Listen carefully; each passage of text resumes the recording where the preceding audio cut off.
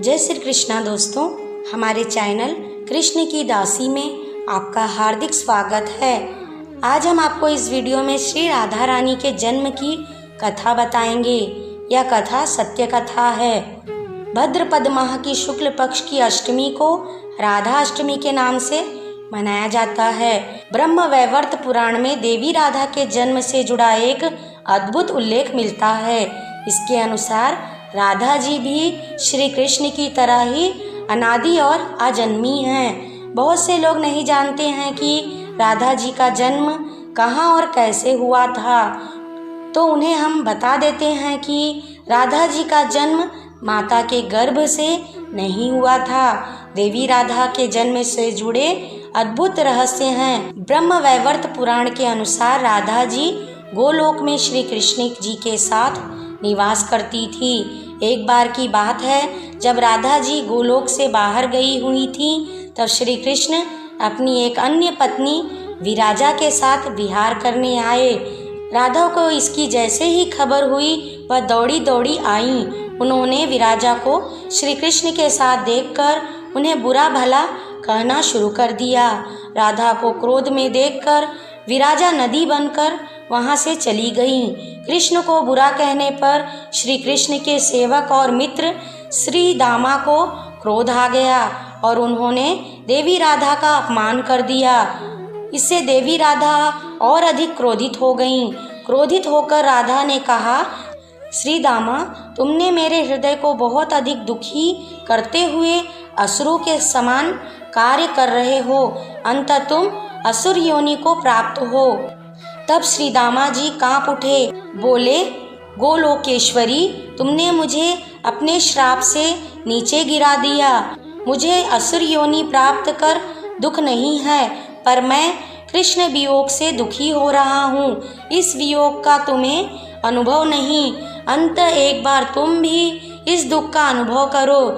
द्वापर में श्री कृष्ण के अवतार के समय तुम भी अपनी सखियों के साथ गोप कन्या के रूप में जन्म लोगी और कृष्ण के वियोग को प्राप्त करोगी। श्री दामा को जाते देख श्री राधा को अपनी त्रुटि का आभास हुआ और भय से कांप उठी।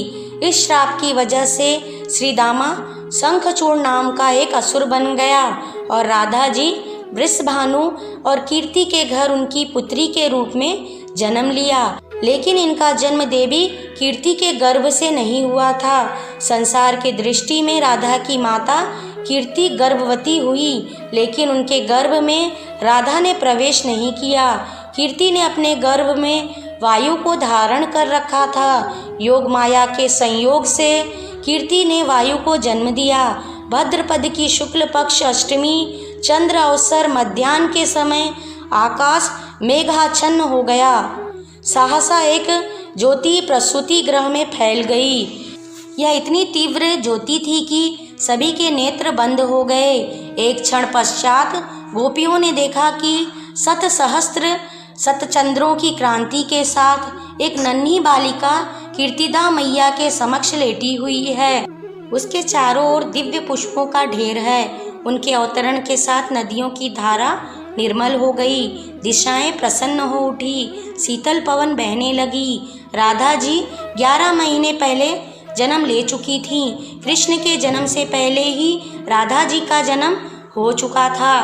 राधा जी श्री कृष्ण से 11 महीने की बड़ी थीं। ब्रह्म पुराण में बताया गया है, भगवान श्री कृष्ण ने राधा से कहा कि पृथ्वी पर तुम्हें गोकुल में देवी कीर्ति और वृषभानु की पुत्री के रूप में जन्म लेना होगा। वहाँ तुम्हारा विवाह रायण नाम के एक वैश्य से होगा और सांसारिक तौर पर तुम रायण की पत्नी कहलाओगी।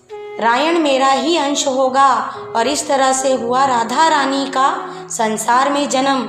जय हो राधा रानी जी की, जय हो महारानी की।